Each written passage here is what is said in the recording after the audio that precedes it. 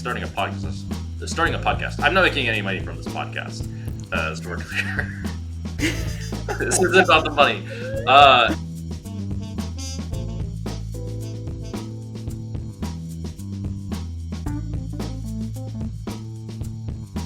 That said, yes, joy, incredibly important. It's important to have fun with this. I think you are someone who really epitomizes that with your outfits and your personas and your ability to show that this game, it's a hard game, it's a serious game, but it's also fun and it's a game.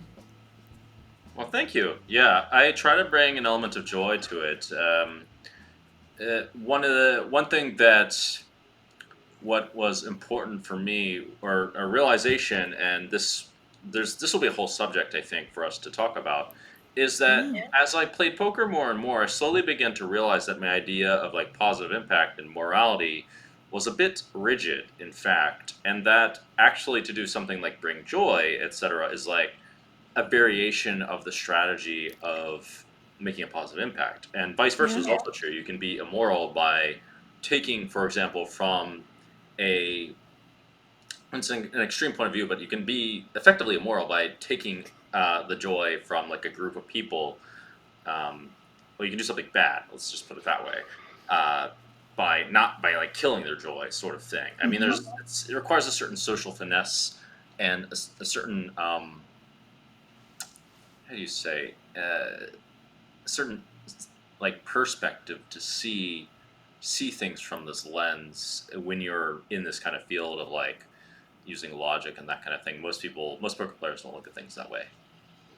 Yeah, no, I think that's exactly right. And I've actually tried to make the point multiple times that I actually think that poker is a positive sum game at the end of the day, which is so counterintuitive because people, see it as just very rigidly zero sum, right? I win money, that means you lose. And if you win, that means I lose. But there's so much more to it because it is a game. And it is something that's social and it is something that brings joy and fun and value to a lot of people. And so I think if you see it as a repeat interaction, if you see it as something that goes on over time, you see that it's not just about the money. Right. And sometimes it's actually positive EV to lose money to bring a good experience to other people so that they'll come back to the game. And bringing the entertainment value. Sometimes people are happy to lose money to you because they want to play with you and they enjoy it and they enjoy that experience. And there are so many different reasons why people play, and money is just one of them. And a lot of it is the social element and the entertainment element and the just camaraderie and the strategic thinking and just the challenge and all of that. And I know so many people, this sounds disingenuous because I obviously want to walk away with more money than I came in with, but I know so many people who are just really happy, even if they lose a lot of money, to have played in a session with a certain group of people. Or when you do things like play on a stream and people are watching and there's kind of that show element, there's a lot more to the game. And I think that if you see it that way, it can open up more empathetic elements of your personality, which again seems counterintuitive because it seems like poker players should be just very cold and calculating. But you also need to understand other people's motivations, where they're coming from, what makes a good game, what makes a good experience, what makes people come together.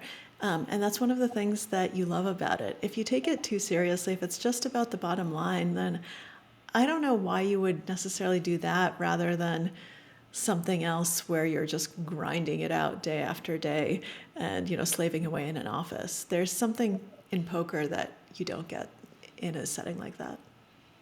I totally agree, and actually, I've got two things to say. Well, first of all, there's like a number of different topics here that we're bordering on that I really want to talk about, but we'll save for later. Yeah. The first thing is there's a total analogy of this to life, actually, if you think about it, and you compare, and you could look at life as a game where the objective is to make as much money as possible, and then like live the paper American dream or whatever it is.